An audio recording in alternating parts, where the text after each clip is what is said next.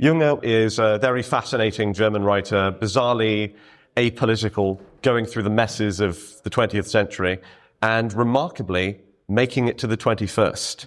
A sort of keynote of the speech is he was born in the 1890s and he died in the 1990s and maintained his brains all the while. So obviously, in a conference about entropy, there is an enormous amount that can be learned from a gentleman that can see the world literally turning to dust in front of him. I'll just read what I've written, and we'll see if I've overwritten or underwritten the damn thing. But it's called Ernst, Junger, Anarch, because Junger came up with this idea of the Anarch, which is this disposition of detachment to the modern world that one needs to, in fact, function within it. So, here we go. What does one die for?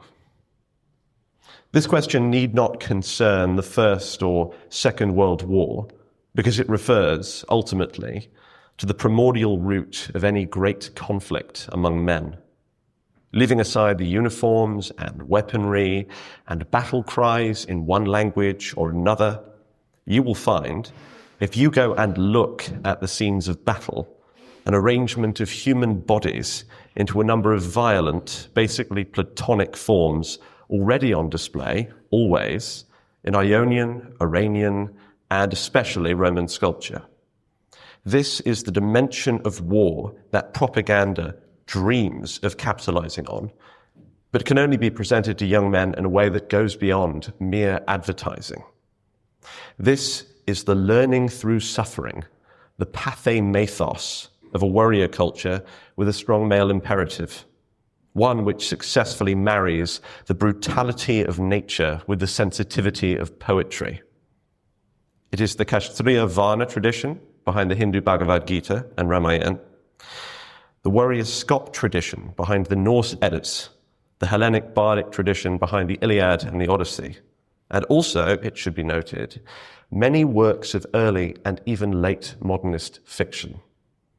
Because so long as the essence is preserved, so long as the line of warrior poets is preserved, so long as one's voice is at once an echo and a development of the voices that came before you, technology will not get in the way of a mode of being that represents civilization, and one would gladly fight for to preserve. To put this in perspective, I know no one who would gladly give their life for the current political elite and for the current king, but several very sensitive and kind young Englishmen who would, if they could, die for William Shakespeare. Women in the audience may be wondering what all this talk of death is for, and certainly there is an aspect of male hubris that too easily encourages men of culture to throw themselves into the cauldron of war.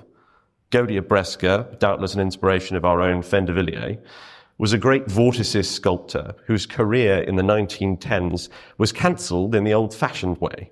He met his end at the end of a gun. Yet the figure of the financially useless artisan turned swashbuckling trench fighter represents something more than a tragic waste of young life.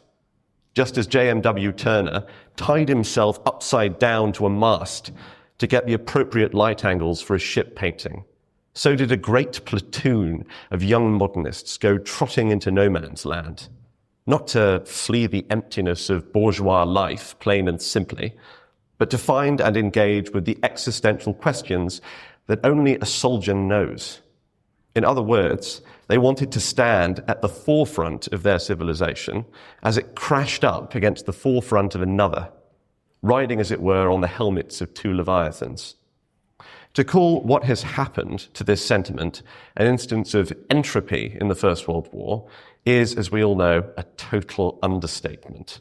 Not only did the war itself become a death factory, reducing men first to raw numbers and then bodies, but culture itself, after the dubious and violent attempted revivals during the conservative revolution of the 1930s, gradually succumbed to what we see today. An entertainment industry for one world that doubles as a kind of digital brothel. Even the admirable eroticism of The Great Gatsby, a pulp novel, giving way to porn devices, otherwise known as smartphones, being available to most children on Earth. Having been born in 1895 and having died in 1998 at the age of 102, all of these facts would have presented themselves more or less to the soldier poet Ernst Jünger in a way that is almost totally unique among the writers of the last century. He knew and felt entropy, carrying the heroism of his war record into the reflectiveness of his later life. Therefore, by talking about some things I know about him, I hope to provide some recommendations as to how we might reverse this process. But let us start from the start. Jünger was an avowed militarist, even as a young man, running off to try and illegally join the French Foreign Legion at the age of 17. Obviously, this made him a prime candidate for signing up to join the First World War on the first day, which he did. And becoming the youngest man in that conflict as well to win the Order of Merit, or l'Ordre pour Mérite for the Frenchies.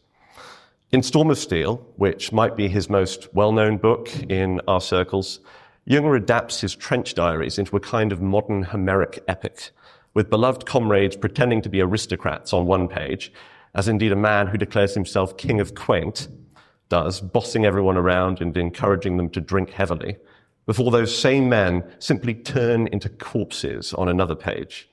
Chaos is in the air. One has nightmares about stray bullets flying into his eyes and splinters shearing off most of his genitals, an exceedingly common injury. But the difference between this book and an evidently anti-war text like Ernest, Maria and Marx, All Quiet on the Western Front, is a specific type of entropy that Jünger mentions, namely the decline of war. The decline of war from the aristocratic conquest of lone individuals doing battle with fate and being memorialized one by one to the state of the nameless soldier. This is a figure Jünger considers in depth in his philosophical text called The Worker, and tries in his own way to resist when the reality of the Somme revealed itself. Under the fire of British artillery, spied on by balloons like evil stars, one constantly had to resist becoming simply nameless, and entropy swept around you like a river. This wasn't Homeric chaos, but the chaos of nothing, the annihilation of value. And it is to this end that Julius Evola praised Ernst Jünger as initially the ultimate example of riding the tiger. This is a phrase and model of life commonly evoked by the New Right, and yet I have never seen this part of it staked out. The idea, for those who don't know, is that one would do well to remain on the back of the tiger of a crazed civilization and just ride it. Ride it for long enough that it begins to tire. Then you might be able to get the better of it once it has collapsed. For Evola, Jünger was that rider. He emblematized that type of being. Ernst Jünger's form, Evola says, and I'm quoting, is a natural union of life with risk, beyond the instinct of self-preservation, including situations in which one's own physical destruction is parallel to the attainment of the absolute sense of existence and actualizes the absolute person. For the Homeric soldier poet, the airplane can be a metallic angel. The Sherman tank can be a wily little elephant. The animism at the heart of Western man, who dreams of rivers in which every stone speaks, redeems even the crushers of innocent men. In the midst of it all, if one person can remain standing, he takes on the strength of the whole human race, becoming a symbol himself. And a symbol Jünger became. His book was a bestseller when he returned home, and he was offered by Hitler a post in the Reichstag. Yet this he rejected. He instead pursued his developing interest in botany, writing, and especially entomology, the study of insects. One can quite easily picture Adolf sort of raging and fuming in one trench, and Jünger in another, just sort of gawking at a nice little cricket. But this is partly why he couldn't entertain National Socialism. On top of resigning from his militia to repudiate the firing of his Jewish friends, Jünger was a man above time and Hitler was a man against time. Jünger may have loved and admired the Europe of his day, but he was competent enough himself at cultivating an inner garden to survive as the world rose up against him. And he did not want the future that Hitler planned, a fantasy of Germans in Ukraine's fertile lands with pasta factories and vegetarian diets. A true mystic, Jünger believed that the guiding forces of existence were always just beyond the knowledge of men. The emptiness of late Weimar Germany horrified him because the bread and circuses ultimately represented an inner void, a wound in reality liberalism couldn't plug. I'm now getting dehydrated, 1 second. This, if anything, is the subject of On the Marble Cliffs, perhaps the hinge of Jünger's whole career. Rather than entropy simply being something that accidentally develops, here, entropy is willed. This is a tale of bearing out against the world, against the absolute state of entropy. The botanist narrator and brother Otho dwell on a plateau of green on the verge of a carnivorous forest. They have docile relations with the villain, the head forester, a champion of rewilding, of making the city into wilderness. The head forester's organized entropy spans over the course of the text. More and more territory is taken up by his bandits. More and more animals are slaughtered for his merrymakers. Finally, a battle emerges between the botanists and the foresters, and it's magnificent. They fight with Arabian hounds and red mastiffs that work as biologically embodied metaphors for their different ways of life. It should be noted that in spite of the fact that Jesse Jezeska Stevens interprets this as an allegory for Jünger going up against Hitler, that the enemy can just as easily be interpreted as Vladimir Lenin. The enemy dogs, the gigantic mastiffs, might be red, as they are, in more ways than one. Yet, functionally speaking, what matters more than who or what the head forester would be in the real world is the fact that he represents a basically perfect adaptation of Carl Schmitt's idea of the sovereign in the state of nature. What does this mean? Well, if Storm and Steel considered the decay of warfare to be a chaotic and impersonal force of nature, then what Jünger considers in On the Marble Cliffs is entropy as willed, as intentional. Social breakdown appears as the organized policy of a revolutionary criminal who works day and night like the devil under society. And this is where Schmitt comes in. Carl Schmitt was a good friend to Jünger, and like many friends in the literary world, they read each other's books. The concept of the political by Schmitt, concerning the idea of the sovereign, the idea broadly that each political system contains a most powerful individual, regardless as to whether the system defines itself as democratic, is a good book. It shows democracy to be as fundamentally dubious as it in fact is. But that book is not Carl Schmitt's The Leviathan in the State Theory of Thomas Hobbes, which I at least consider to be his masterpiece, and which is essentially the brother of Jünger's On the Marble Cliffs. Schmitt's view is that the Leviathan, or state, is always formed in order to, and I'm quoting, end the kind of war that exists in the state of nature. A state is not a state unless it can put an end to that kind of war. The state of Leviathan excludes the state of nature. The state of Leviathan excludes the state of nature. Channeling Bowden there. The military protectorate of life on the Marble Cliffs excludes the primordial wrath of the head forester.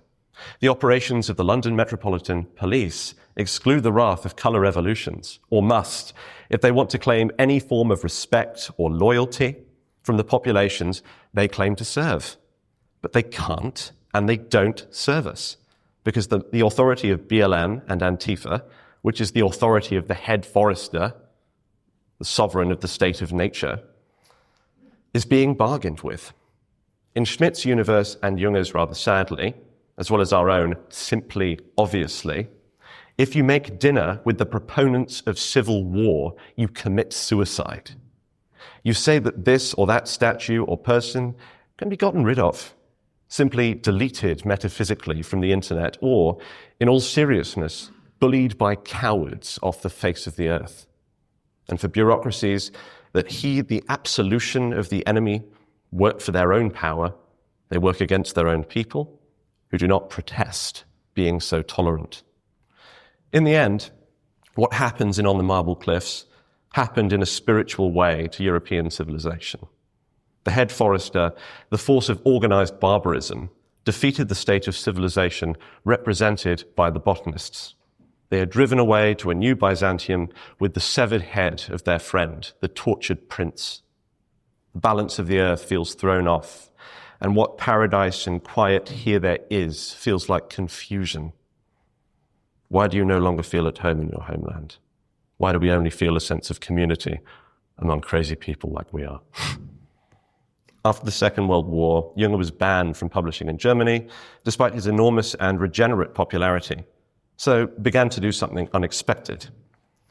He took a number of experimental hallucinogens in the 1950s and set to work creating perhaps the greatest literary villain of the 20th century, Zapparoni. I'll just read this section from the text, since this is, I guess, a literary talk. Journalists wrote fantastic stories about the objects Zapparoni manufactured. To those who have shall be given. Probably their imaginations ran wild. The Zapparoni works manufactured robots for every imaginable purpose. They were supplied on special order and in standard models which could be found in every household. Where the sirens screamed, it was horrible, and soon there was hardly a corner left where sirens could not be heard. He's talking about Alexa in 1957. The techno-sovereign of Junger's most underrated novel, The Glass Bees, is well described by Bruce Sterling as a hybrid of Bill Gates and Walt Disney. But being at the heart of the entertainment industry, the mass media, military science, and the liberal intelligentsia, he might as well be compared to Jeffrey Epstein, or whoever now runs that sphere of the world. Zapparoni possesses demonic green eyes. He lives in a mansion comparable to a university college with green astroturf, and in his garden the titular glass bees exchange honey, totally against life. Meeting him is another Jünger self-insert, Captain Richard, who wants a job in his security department after the need for a man who can fight is eradicated from the world. And with that, honor, love, and awe were eradicated. As if describing our own society, Jünger writes the following lament for higher civilization, although in my book, things are actually worse than the way he's described them. The marionettes became human and stepped into life. Leaps, drolleries, caprices, which only rarely had been thought of before, now became possible. Defeatism no longer existed. I saw the entrance to a painless world. Whoever passed into it was protected against the ravages of time. He would never be seized by a feeling of awe. Like Titus, he would enter the destroyed temple, the burnt-out Holy of Holies. Time held its trophies and its wreaths ready for him, waiting for him to die. And how like this is our own world of dubious pleasure, unregenerate crime, and the overhanging sense of emptiness, which is not historical, yet punishes modern life against all custom and expectation. Things can only get better. Like the dark age of the soul does. How many of us, I wonder, have looked down at our hands and bodies and wondered what they are for? How many men in secret have missed the presence of horses, man's true best friend? The loss, says Jünger, occurred before it was visibly taken into account. The shot was fired long ago, and when it later appears in the guise of scientific breakthroughs, though it be on the moon, a hole is inevitable. Homo stultus, the empty man, and Zapparoni promote one another, the mindless consumer feeding the infinite daimon of the modern world, who is himself less than man and wishes to scorn him. And what can Richard do? What can Jünger do before this infinite fake world, this crazed zoo, this madhouse of infantile foreigners? What can we hope and dream for now when Zapparoni is everywhere, when globalism is everywhere, and the earth has been flattened by a conspiracy of liberalism to no place? Richard confronts a pile of severed human ears. He deduces that they are fake and that this is a humorous psyop by Zapparoni, and then horrified and disgusted by the replication of the glass bees, the utterly unerotic, dry, mechanical replacements of the biological atoms that thread the world together. He gets a golf club, and in a minoritarian protest, the ultimately meaningful and ultimately final act of a radical, he strikes one, just one, and Zapparoni is shocked, spurgs out. We may not be large, we may not be great by any means, and yet under a state of entropy, of the fundamental negative of human existence, even the smallest restatement of civilization, of the Leviathan with its people by the sea, is worth embracing spiritually and politically, because what we are up against is older than Karl Marx. What we are up against, rotting as they have been in multifarious ubiquity, are the death forces against striving and in favour, because they are untrue, of every excuse that we make for ourselves on a daily basis and in society at large. And just as the smallest sin contains the seed of the larger, so not having pronouns in your email address, so reading your child the Bible, so restraining your diet and loving life restores the soul and stirs against the foe. Among the mad herd, even and especially when one feels suffocated by their wool and woolly thoughts about the nature of history, about the nature of sex, about the nature of quality, and what makes art beautiful above all, one would do well to remember there are wolves hiding in the grey flock. That is, characters who still know what freedom is. Moreover, these wolves are not only strong in themselves, there is also the danger that one fine morning they will transmit their characteristics to the masses so that the flock turns into a pack. This is a ruler's nightmare. Here I'm quoting mostly from Junger's The Forest Passage, which turns the method of nature, the way of simply knowing natural law, against our foe's enormous empire of lies. And in terms of dealing with entropy, this advice is sacrosanct. For the right does not win by being popular. The right does not win by having a militaristic coup against the remnants of our own way of life. The right does not win even by riding the waves of entropy, although riding the tiger may be advised as a personal discipline. I put it to you that Ernst Junger's stolidity, his career of remaining stable, no matter the impersonal circumstances thrown at him, and living unimpeached in the literary world of then and now and always, illustrates that the right's duty is the preservation of culture, which amounts to the preservation of everything worthwhile about being. And if others will not pass into the ark of treasures, then they too shall pass away with the earth. For Zapparoni's labyrinth is unsustainably complex, and sin means swerving in division, and division is sin.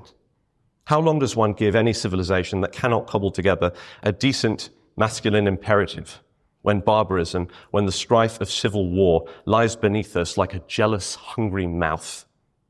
The decadence of a Marxist elite, to my mind, has nothing to do with Marxism, yet a kind of necessary bagatelle for concealing the emptiness of their own ritualistically defaced merit. Biden is not competent by any means, nor Kamala, nor Sunak, nor even, by the measure at least, of cultures that actually initiated their leaders into religious or poetic traditions, is Vivek Ramaswamy, or Donald Trump, like in my May, or Vladimir Putin. The struggler struggles on to a better world that can be. And Ernst Jünger dreamt of this world of forms in his mythology. It is an extraordinary image, he says, finally.